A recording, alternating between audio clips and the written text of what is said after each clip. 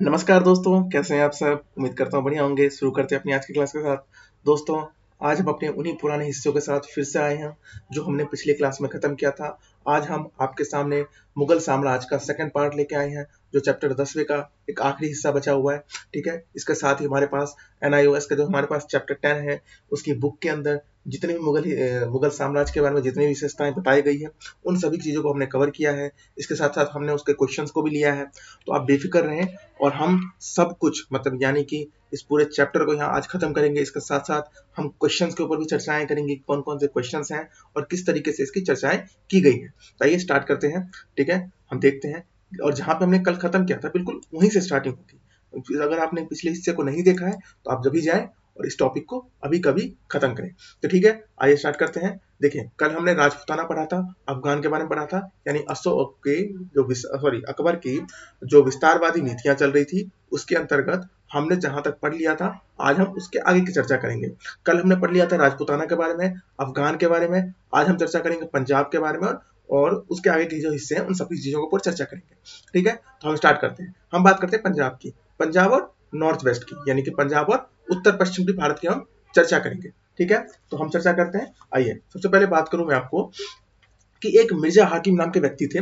ठीक है, जिन्होंने सबसे पहले क्या किया था, लाहौर पे हमला किया था। ठीक है, लाहौर पे हमला किया। उन्हें इस बात का लगा कि जो वहां के जो स्थानीय शासक थे, वो आराम से इसके ऊपर चर्चा कर सकते हैं, लेकिन स्थिति क्या होगी, दागदी गंभीर हो गई। ठीक है, और हकीम मिर्जा को क्या हुआ, यहाँ से जाना पड़ा, क्योंकि अकबर ने फिर इस क्षेत्र पर, पूरे क्षेत्र पर कब्जा कर लिया। ठीक है, इसी बीच क्या किया इन्होंने, अकबर ने राजा जो मान सिंह थे उनको जागीर घोषित कर दिया। कहाँ का, उन्हें जागीर घोषित किया काबुल का, ताकि वो वहां के कानून व्यवस्थाओं को अच्छे से चला सके। ठीक है, तो काबुल के जो जागीर बनाया गया इनको, राजा मानसिंह जी को। इसी बीच क्या होता है, उत्तर पश्चिम भारत में एक होते हैं रसोईनामा संप्रदाय। ये कौन सा होता है, देखिए, रोशननाइयों जो संप्रदाय होती है, ये होता है एक सैनिक सिपाही होते हैं। ठीक है, इनकी एक संप्रदाय होती है। ठीक है, ये क्या करते हैं कि उत्तर पश्चिम भारत में काबुल और हिंदुस्तान के बीच का जो ये मार्ग होता है ना, अभी मैं आपको नक्शे में दिखाता हूँ, एक सेकंड की।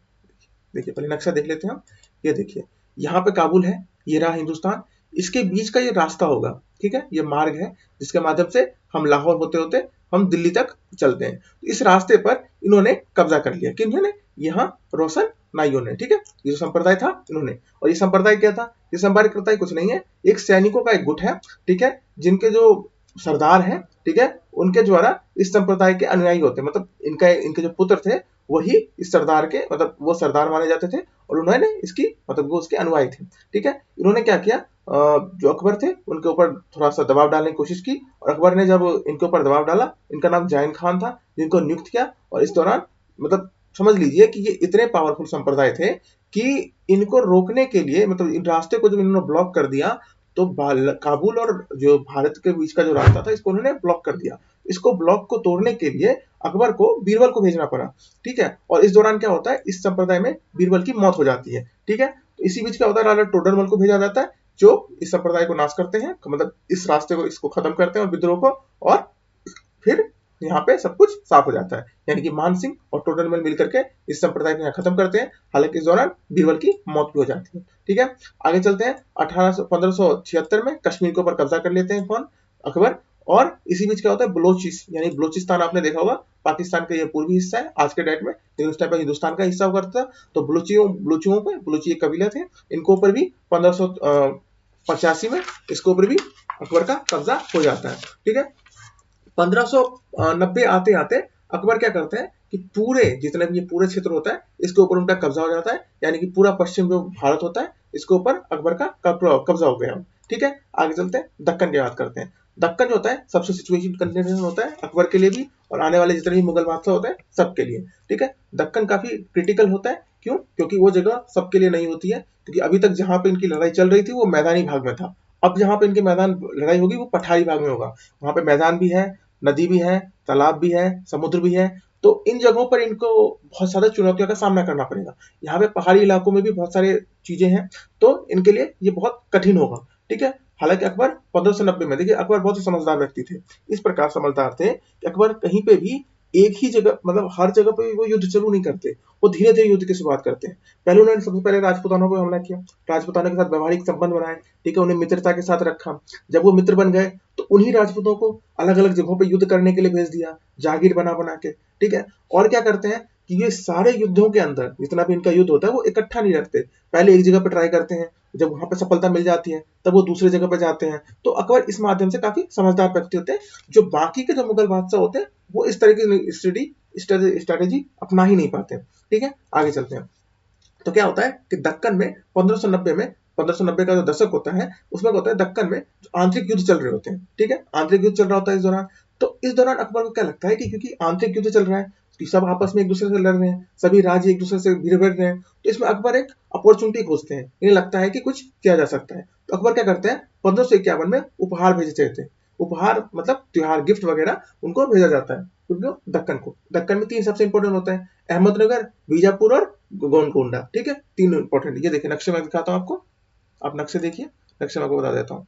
देखिए ये रहा अहमदनगर, गोलकोंडा और ये बीजापुर, ये सबसे इंपॉर्टेंट हिस्सा है, ठीक है, पूरे दक्षिण भारत का, ठीक है। विदर्भ भी है, ठीक है, विदर्भ भी है यहाँ पे, आप देख सकते हैं अहमदनगर, गोलकुंडा, बीजापुर, विदर्भ। तो ये इंपॉर्टेंट, ये 4 हिस्से होते हैं तो दक्षिण भारत के लिए सबसे महत्वपूर्ण हिस्सा माने जाते हैं, ठीक है। तो अकबर क्या करते हैं इन सभी को गिफ्ट भेजते हैं, हालांकि इन गिफ्ट के माध्यम से इन्हें कोई विशेष सफलता नहीं मिलती। अब अकबर क्या करते हैं, जब इन्हें सफलता नहीं मिलती तो ये आक्रामक नीति चलाते हैं, ठीक है। आक्रामक नीति मतलब अब ये युद्ध करेंगे सबके साथ। लेकिन अकबर क्या करता है जब ये युद्ध चलाते हैं ना, सबसे पहले युद्ध करते हैं अहमदनगर पे, आप देख सकते हैं बॉर्डर कहाँ पे है, बिल्कुल अकबर का जो हिस्सा है यहाँ से अहमदनगर बिल्कुल इस बॉर्डर के पास है, ठीक है। अहमदनगर में ये युद्ध की शुरुआत करते हैं। लेकिन अब यहाँ पे जो शासिका होती है, एक महिला होती है जिनका नाम होता है चांद बीबी, ठीक है। चांद बीबी क्या करते हैं अकबर के साथ, बिल्कुल अकबर के साथ हैंड टू हैंड युद्ध शुरू कर देते हैं। जिनमें अकबर के क्या होते हैं राजकुमार होते हैं मुराद और अब्दुल रहीम काका, ये 2 अकबर के विश्वास पात्र लोग होते हैं जो इन चांद बीबी के साथ युद्ध लगते हैं। लेकिन ये युद्ध जो होता है ना काफी खतरनाक होता है, क्योंकि अकबर की जो लगभग सेना होती है इस युद्ध में जीत ही नहीं पाती। परिणाम स्वरूप लास्ट में इन्हें समझौता करना पड़ता है। आपने देखा होगा अभी तक अकबर ने कहीं भी समझौता नहीं किया है, लेकिन अकबर को यहाँ पर समझौता करना पड़ता है क्योंकि चांद बीबी बहुत पावरफुल होती है, ठीक है, और पूरे मुगल साम्राज्य को एक जगह पर अटका के रखी है, ठीक है। क्योंकि अहमदनगर उसके लिए जीतना सबसे अहम था, क्योंकि जब तक वो अहमदनगर नहीं जीतते अकबर तब तक वो नीचे नहीं बढ़ सकते थे, और अहमदनगर में चांद बीबी का जो बहुत बड़ा कंट्रोल था, इसीलिए इसको जीतना नामुमकिन जैसा था। तो यहाँ पर करार ये होता है कि अकबर को बरार मिल जाएगा, ठीक है, बरार यहीं पे है, जगह का नाम है, ठीक है, अहमदनगर में, जिसको बरार मिलेगा अकबर को, और अकबर के पास एक रास्ता खुल जाएगा दक्षिण भारत तक आने का, ठीक है। हालांकि इस माध्यम में क्या होता है कि जब उन्हें बरार मिल जाता है कुछ समय बाद चांद बीबी क्या करती है इसको मतलब इस करार समझौते को तोड़ देती है और बरार के ऊपर फिर से अधिकार जमा लेती है, ठीक है। जब इतना कुछ हो जाता है, ठीक है, इसी बीच क्या होता है कि मुराद की मौत हो जाती है, क्योंकि युद्ध चल रहा है। युद्ध में क्या होता है चांद बीबी के कारण मुराद की मौत हो गई है। मुराद कौन थे राजकुमार थे, ठीक है, मतलब अकबर के ही राजकुमार थे, इनकी मौत हो जाती है। जब इनकी मौत होती है तो मुराद की मृत्यु के बाद फिर से राजकुमार दानियार को, ठीक है, ये भी राजकुमार होते हैं, राजकुमार दानियार को यहाँ पे दक्कन भेजा जाता है, और जिसके बाद ये अहमदनगर को जीत लेते हैं, ठीक है। अहमदनगर को कौन जीतते हैं राजकुमार दानियार, और मुराद की यहाँ मृत्यु हो जाती है। दानियार के साथ काका भी आते हैं, ठीक है, काका ये वाले काका हैं, कौन कौन से काका अब्दुल रहीम काका, ठीक है, ये भी फिर से रिटर्न आते हैं दानियार के साथ उत्तर भारत से, ठीक है। ये दोनों मिलकर के अहमदनगर को जीत लेते हैं, ठीक है। आगे चलते हैं बीजापुर के साथ ये क्या करते हैं, बीजापुर के साथ वैवाहिक संबंध बनाते हैं, ठीक है। वैवाहिक संबंध मतलब जो बीजापुर के राजकुमार होते हैं वो अपनी राजा होते हैं, वो अपनी पुत्री का विवाह दानियार से करवा देते हैं। इसके माध्यम से क्या होता है कि जो मित्रता आपस में बढ़ गई, अब युद्ध वगैरह नहीं होगा, ठीक है। इसी बीच क्या होता है अकबर क्या करता है, अकबर बहुत ही दिमाग से खेलते हैं,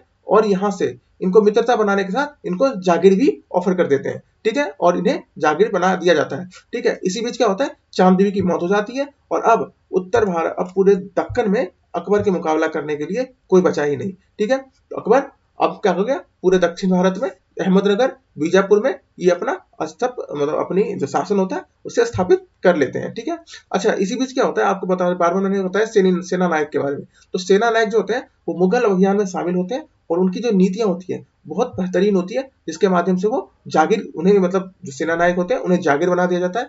अब क्या होता है जब इन्हें जागीर बना दिया जाता है तो अब ये राजा के साथ मिलकर काम करते हैं, ना कि राजा के मतलब विपरीत में, क्योंकि अब इन्हें जागीर मिल गया तो कुछ हिस्सा इन्हें जो जागीर या फिर मनसब कह सकते हैं, कुछ हिस्सा इन्हें मतलब स्वतंत्र शासन करने के लिए जगह मिल जाती है, और जब राजा को जरूरत पड़ती है तब ये इन्हें अपनी सेना भी मुहैया करवा देते हैं, और जब राजा की जरूरत नहीं पड़ती तो कर का एक कुछ हिस्सा राजा को भी देते रहते हैं। ठीक है, इससे राजा के लिए भी सिचुएशन बढ़िया होती है, और उन्हें फ्री में एक सैनिक मिल जाता है, और साथ में सैनिक का एक बहुत बड़ा गढ़ मिल जाता है जो कि प्रशासन भी चला रहा होता है। और सेना के लिए क्या होता है, जो सैनिक सैनिक वो नायक होते हैं उनको बैठे बिठाए राजा का पद और राजा के गौरवशाली पद मिल जाता है। ठीक है, तो इसके साथ ही अकबर जो होता है उनकी नीतियां होती है यहाँ पे खत्म हो जाती है। उसके बाद आते हैं जहांगीर जी। ठीक है, जहांगीर कौन होते हैं, अकबर के पुत्र।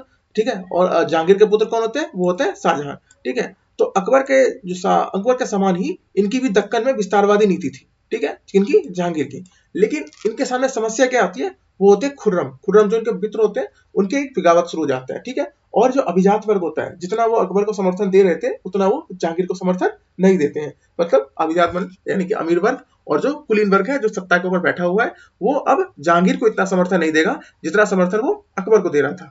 ठीक है, इसी बीच क्या होता है, जब उनकी दक्कन में जो नीति होती है ना, दक्कन में चांद बीबी की तरह ही सबसे पावरफुल औरंगजेब की तरह ही, मतलब सॉरी, जैसे चांद बीबी थी उसी तरीके से अगर दक्कन में कौन आता है सबसे पावरफुल, वहां पे मलिक अंबर। मलिक अंबर भी इतने ताकतवर होते हैं कि वो अकबर जहांगीर को वहां पे रोक के रख देते हैं। ठीक है, तो क्या होता है, दक्कन में मलिक अंबर ने मुगलों की सेना को हरा दिया। पहले तो हरा कर बरार रखा। ठीक है, बरार मतलब वही जगह जहां पे चांद बीबी के साथ समझौता हुआ था।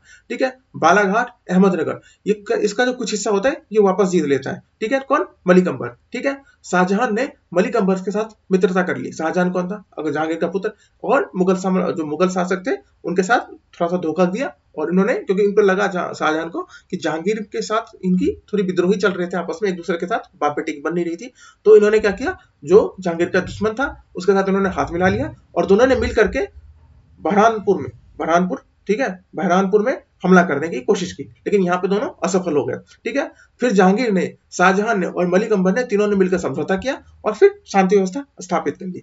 जब 1727 में मलिक अंबर की यहाँ पे मृत्यु हो जाती है। ठीक है, जब मलिक अंबर की मृत्यु होती है तो मृत्यु के बाद उसका जो पुत्र होता है उसका नाम होता है फौद खान। ठीक है, उसका मतलब उसका पुत्र होता है, ठीक है, मलिक अंबर का पुत्र होता है जिसका नाम क्या होता है, फैद खान। ठीक है, यहाँ देखिए एक मलिक अंबर के पुत्र है। ठीक है, फैद खान को क्या कहा जाता है, फैद खान यहाँ पे मलिक अंबर के पुत्र है। ठीक है, अब ये यहाँ पे साम्राज्य, मतलब इनको क्या करते हैं, मुगल साम्राज्य में जब यहाँ पर जहांगीर की मृत्यु हो गई, सॉरी, हाँ, तो अब ये फैद खान होते हैं। इनकी भी जो नीति होती है ना, प्रकृति, वो भी आक्रामक ही होती है। ये भी कोई मतलब सज्जन पुरुष नहीं होते, इनकी भी नीति आक्रामक ही होती है। लेकिन जहांगीर के काल में दक्कन का जो कई क्षेत्र होता है इन्होंने हासिल करने की कोशिश की, लेकिन हासिल नहीं कर पाते। ठीक है, जो जहांगीर ले चुके हैं। ठीक है, जहांगीर की मृत्यु के बाद अब शाहजहां सत्ता में आएंगे। ठीक है, शाहजहां अब सत्ता में आ जाएंगे। तो शाहजहां के सत्ता में आते ही ये क्या करते हैं, जो मुगल सूबेदार होते हैं, खान जहां, ठीक है, खान जहां मुगल सूबेदार होते हैं, ये खान जहां लोधी। ठीक है, खान जहां लोधी को, ठीक है, ये कहते हैं कि आपने जो क्षेत्र यानी कि बालाघाट जो आपने निजाम शाह को दे रखा है वो आप उनसे वापस ले लें, क्योंकि मुगल उन्होंने मतलब ये जगह उनको दे दी थी ताकि आप इसके ऊपर थोड़ा सा शासन कर सके। लेकिन जो लोधी होते हैं वो कहते हैं कि उनके मतलब लोधी इसको मना कर देते हैं। तो ये क्या होता है, जब ये सीधा राजा के विरोध में हो जाते हैं और ये मुगल बादशाह के सबसे बड़े दुश्मन हो जाते हैं। इसी बीच क्या होता है कि ये भाग के निजाम शाह के पास जाते हैं और उनसे आश्रय मांगते हैं, और निजाम खां उन्हें अपने दरबार में आश्रय प्रदान कर देते हैं। ठीक है, तो शाहजहां ने दक्कन में उनको जो आक्रामक नीति थी वो चल रही थी। इसी बीच क्या होता है कि ये जो खोए हुए प्रदेश होते हैं, क्योंकि जहांगीर ने कई सारे प्रदेश खो दिए थे। ठीक है, क्योंकि चांद बीबी ने कई ले लिए, फिर ये मलिक अंबर थे, ये भी कई जगह से हमला कर ही रहे थे। तो मलिक अंबर के जो ये जगह जिन्होंने लूटा, इस जगह पर क्या होता है, इनको खोए हुए प्रदेश ने वापस चाहिए। तो इसके लिए क्या कर देंगे, ये औरंगजेब को तैनात कर देंगे। कौन, जहांगीर, शाहजहां औरंगजेब को 10 साल के लिए वहां भेजेंगे और इसके माध्यम से वो युद्ध नीति की शुरुआत करेंगे। हालांकि शुरुआत में क्या होता है कि बीजापुर और मराठा को जीत जाते हैं। ठीक है, बीजापुर और मराठा, ठीक है, इनके अंदर कंट्रोल में आ जाएगा। अब क्या होता है कि मलिक अंबर के जो पुत्र होते हैं सैयद खान, उन्हें भी क्या करते हैं, दक्कन का सूबेदार बना दिया जाता है। ठीक है, मैंने बताया था जब इनकी मौत हो जाती है, ठीक है, मलिक अंबर की, क्योंकि सबसे पावरफुल होते हैं, इनके पुत्र जो होते हैं, ठीक है, सैयद खान, उन्हें जहांगीर अपने जगह पर, मतलब शाहजहां अपने दरबार में बुलाते हैं और इन्हें जागीर बना देते हैं। ठीक है, दक्कन के सूबेदार बना देते हैं। ठीक है, और सूबेदार से अब जो है वो इनके लिए ही काम करेंगे। और अब जो उनका, क्योंकि अब युद्ध की जो नीति होती है उसके हिसाब से ये बहुत ही परफेक्ट होता है, क्योंकि जो सबसे पावरफुल व्यक्ति होता है वो अब खत्म हो चुका है और वो अब आपके साथ मिल चुका है। ठीक है, उसी बीच क्या होता है, 1636 में बीजापुर और गोलकोंडा में एक समझौता हो जाता है। ठीक है, बीजापुर और गोलकोंडा में कौन समझौता करता है, शाहजहां समझौता करते हैं, और इस समझौते के साथ ही पूरे दक्कन होता है वो शांत व्यवस्था के अंदर चला जाता है। ठीक है, इतना काफी था। इसके बाद औरंगजेब जो शाहजहां होते हैं इनकी युद्ध नीति यहाँ पे खत्म हो जाती है। ठीक है, इस औरंगजेब ने, क्योंकि इन्होंने दक्कन को औरंगजेब के हवाले कर दिया और खुद आगरा के अंदर रह करके आगरा के किला में सुखचैन को प्रशासन और प्रशासनिक रूप से नियंत्रित करने लग गए। ठीक है, आगे चलते हैं, औरंगजेब की बात करते हैं। ठीक है, प्रोफेसर जो सतीश चंद्र है उनके अनुसार औरंगजेब की जो नीति है वो 3 चरणों में होती है। किस तरह की नीति? युद्ध नीति।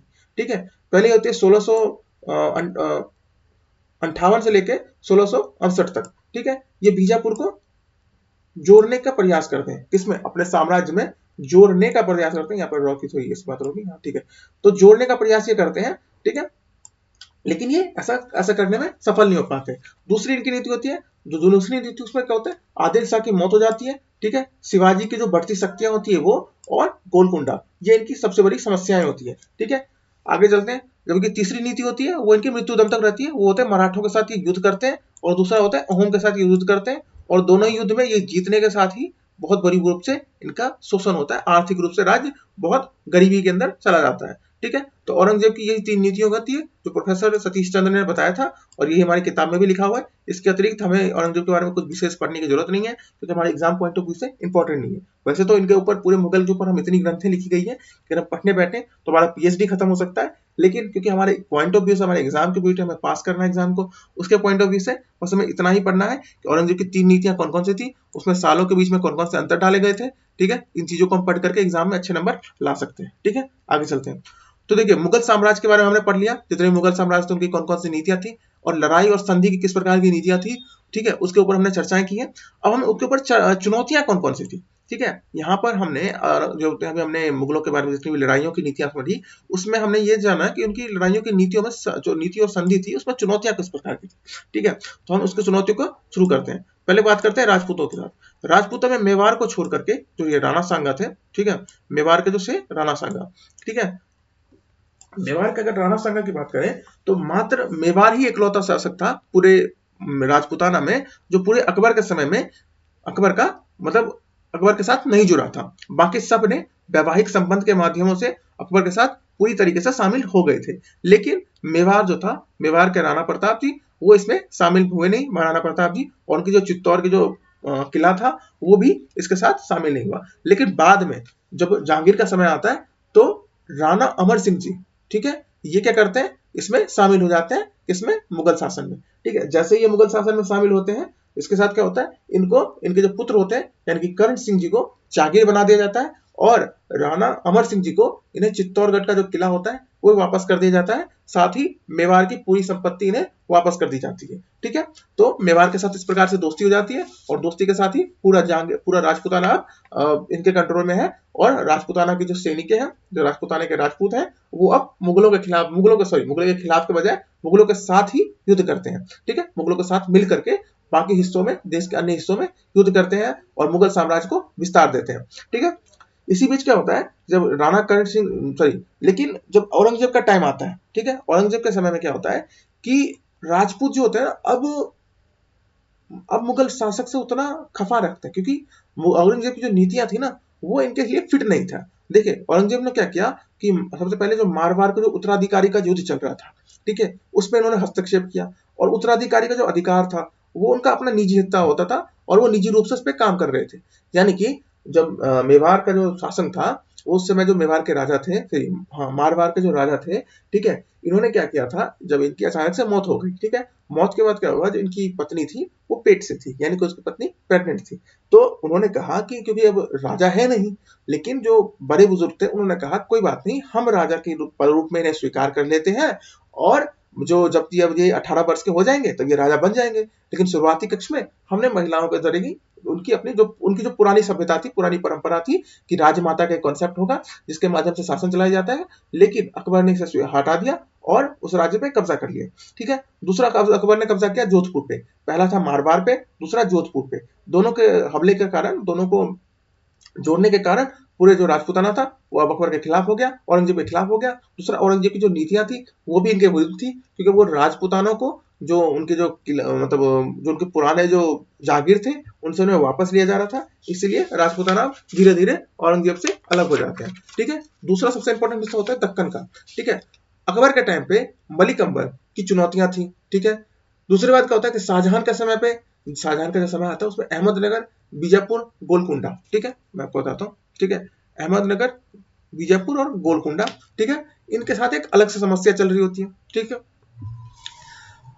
ठीक है, इनके साथ एक लड़ाइयां शुरू हो जाती है 1636 तक, ठीक है, 1636 तक इन्हें हरा दिया जाता है, किनको, अहमदनगर को हरा दिया जाता है, ठीक है, लेकिन मुगल शासन में शामिल नहीं करते, ठीक है, मात्र एक संधि के माध्यम से, यानी कि अहमदनगर, बीजापुर, देखिए अहमदनगर तो पूरी तरीके से हार चुका है, जिसमें और हारने के बाद इसको मुगल शासन में मिला दिया जाता है। दूसरे बात है बीजापुर और गोलकुंडा, तो बीजापुर और गोलकुंडा के साथ संधि की जाती है और संधि के माध्यम से, सिर्फ मात्र एक संधि के माध्यम से इन्हें आपस में मिला दिया जाता है, ठीक है, हालांकि इनको भारत में उनको पूरी तरीके से नहीं मिलाया जाता, राजा के साथ समझी होती है जिसमें राजा को कुछ धन दे करके ये लगभग 1 साल के लिए राजा के अधीन रहते हैं, ठीक है, राजा की अधीनता स्वीकार करते हैं और कुछ धन दे करके हर 1 साल इन्हें धन देना पड़ता है ताकि उन्हें इनकी सिक्योरिटी बनी रहे, ठीक है, इसके ऊपर राजा हमला नहीं करेगा, ये तरह का एक वचन पत्र होता है जो राजा के द्वारा उन्हें दिया जाता है, ठीक है, तो संधि के माध्यम से काम चलता है, ठीक है, कोई हमला नहीं होता। इसी बीच सबसे इंपॉर्टेंट हिस्सा होता है वो होता है औरंगजेब का। औरंगजेब का जो हिस्सा होता है ये क्या होता है, औरंगजेब 10 साल यहाँ रह चुका है, 10 साल यहाँ रहेगा, कहाँ पे, दक्कन में, और पूरे 10 साल के दौरान औरंगजेब क्या करता है, बीजापुर और गोलकुंडे को ना, बीजापुर और गोलकुंडा के साथ समझौता हो चुका है, लेकिन इसकी जो खटास होती है ना वो बन जाती है मराठाओं के साथ। औरंगजेब जब 10 साल तक यहाँ रहा उसकी खटास बन गई मराठाओं के साथ और इसका संघर्ष शुरू हो गया, ठीक है, अपने मरते दम तक औरंगजेब मराठाओं के साथ ही लड़ता रहा, ठीक है, और अंत में वो मराठाओं के साथ जीत भी गया, लेकिन कुछ समय के लिए, लेकिन उसमें उसका पूरा राज्य की संपत्ति खत्म हो गई, ठीक है, हम मराठाओं के ऊपर चर्चा करेंगे तो किस तरीके से उसकी किस तरह से उसकी गलत नीतियां थी, किस तरह से उसने उसके ईगो पे आकर के इतना बड़ा कदम उठा दिया जिससे बाद में उसको बहुत पछताना पड़ा होगा, उसके जो जितने आगे के वंशज थे वो लगभग खत्म हो चुके हैं इसी नीति के कारण, ठीक है, और कई तरीके की नीतियां थी जिसके कारण औरंगजेब के साथ ऐसी घटनाएं हुई, लेकिन आगे हम इसके ऊपर चर्चा करते हैं, ठीक है, तो आप समझ गए कि 10 साल तक औरंगजेब यहाँ रहा, मराठाओं के साथ उसकी नहीं बनी और समझौता होता गया। जब औरंगजेब जब शासक बना तो उसने क्या किया, उसने बीजापुर और गोलकुंडा को मुगल साम्राज्य में मिला लिया। जब औरंगजेब खुद राजा बन गया तब उसने 1687 में ऐसा काम किया, ठीक है, आगे चलते हैं, मराठाओं को बर्बाद करते हैं, ठीक है, मराठा में सबसे ऊपर है शिवाजी। देखिए 17वीं शताब्दी में शिवाजी के नेतृत्व में गठित की गई मराठा की सेना, ठीक है, जो दक्कन की सबसे शक्तिशाली सेना बन गई अचानक से, ठीक है, क्योंकि पहले क्या करते थे मराठा, ये 2 जगहों से लड़ते थे, ये मराठा जो थे ये भाड़े के सैनिक हुआ करते थे और ये लड़ा करते थे किसके खिलाफ, ये लड़ते थे जो मुगल थे उन्हीं के खिलाफ दक्षिण भारत में लड़ते थे और जहां इन्हें पैसा मिल जाता था उसके खिलाफ ये लड़ने लग जाते थे। ये सब चीजें शिवाजी ने देखी और उन्होंने खुद मिला करके मराठाओं को एकत्रित किया और दक्कन के सबसे शक्तिशाली शासक बन बैठे, ठीक है, और इन्होंने क्या किया, शासक बनते ही सबसे पहले मुगल साम्राज्य को चुनौती दे डाली, ठीक है। इसी बीच क्या होता है 1656 में जावली में, जो जावली राज्य होता है, ठीक है, जावली राज्य में ये देखिए जावली राज्य होता है जिस पर शिवाजी कब्जा कर लेते हैं, ठीक है, इसी बीच शिवाजी कब्जा कर ले। अच्छा, बीजापुर के जो सेनापति होते हैं, ठीक है, उनका नाम था अफजल खान, ठीक है, अफजल खान की चतुरता के साथ उसकी हत्या कर दी जाती है, ठीक है, और इसी बीच बीजापुर के साथ समझौता कर लिया जाता है, ठीक है, बीजापुर की पहले हत्या, सॉरी, अफजल खान की पहले हत्या होगी, उसके कुछ समय बाद क्या करते हैं बीजापुर के साथ समझौता हो जाएगा 1661 में, ठीक है, समझौते में जीते हुए जो क्षेत्र प्रदेश है स्वतंत्र घोषित कर दिए जाते हैं। जीते हुए क्षेत्र कौन से हुए, जिसमें दोनों ने हमला किया और वो सॉरी मराठाओं ने हमला किया और वो क्षेत्र जो बचा उसको उन्होंने स्वतंत्र घोषित कर दिया, यानी कि वो बीजापुर के साथ नहीं रहेगा, ठीक है, ये नीति चल रही होती है। अच्छा, इसी बीच क्या होता है पुरंदर की संधि हो जाती है, किसके बीच में, शिवाजी और शाइस्ता खान के बीच में। अच्छा, ये शाइस्ता खान कौन होते हैं, देखिए शाइस्ता खान जो होते हैं वो मुगल दरबार में मुगल सेनापति होते हैं शाइस्ता खान, और जैसे मुगल दरबार में शाइस्ता खान एक सेनापति बनते हैं, ये सेनापति बनते ही ये क्या करते, सॉरी, ये सेनापति होते हैं और औरंगजेब क्या करते हैं, इनको दक्षिण भारत में दक्कन में शिवाजी से लड़ने के लिए भेज देते हैं, लेकिन चुनौती काफी बड़ी, दोनों में काफी कठोर चुनौतियां होती है, अंत में जाकर दोनों समझौते पे राजी हो जाते हैं और पुरंदर की संधि होती है, ठीक है। कहाँ पे, पुरंदर की संधि में क्या होता है कि शिवाजी दोनों के बीच में 23 किले होते हैं जिसके ऊपर शिवाजी का कब्जा हो जाता है, ठीक है, सॉरी 35 किले होते हैं जिस पर शिवाजी का कब्जा हो जाता है, इसमें 23 किले को मुगलों को देना होता है और 12 किलो शिवाजी को मिल जाते हैं, ठीक है, ये सारे किले किसके होते हैं, मुगलों के होते हैं, जिससे 35 में से 23 किले मुगलों को वापस कर दिया जाता है और 12 पे शिवाजी का खुद का कब्जा हो जाता है, ठीक है। इसके बाद क्या होता है, शिवाजी के साथ एक मित्रता बढ़ाने के लिए जो वहां के राजा होते हैं उत्तर भारत के औरंगजेब, वो इन्हें शिवाजी को बुलाते हैं, ठीक है, शिवाजी को लगता है कि बहुत अच्छा काम है और शिवाजी चले जाते हैं, ठीक है। आगरा के किला में शिवाजी और उनके भाई सॉरी उनके पुत्र दोनों को बंदी बना लिया जाता है और जेल में बंद कर दिया जाता है। ठीक है, जब ये फिर क्या होता है 1666 में शिवाजी वहां से भाग जाते हैं। सिर्फ एक साल बाद ही शिवाजी वहां से भाग जाते हैं और भागते ही शिवाजी क्या करते हैं, रायगढ़ के किला पहुंचते हैं। रायगढ़ कहाँ पे, महाराष्ट्र में। ठीक है, शिवाजी भागने के बाद रायगढ़ पहुंचते हैं। ठीक है, रायगढ़ में क्या होता है, भागने के साथ ही रायगढ़ जब पहुंचे तब इन्होंने मुगलों के खिलाफ युद्ध की अभियान कर दिया, युद्ध की शुरुआत कर दी।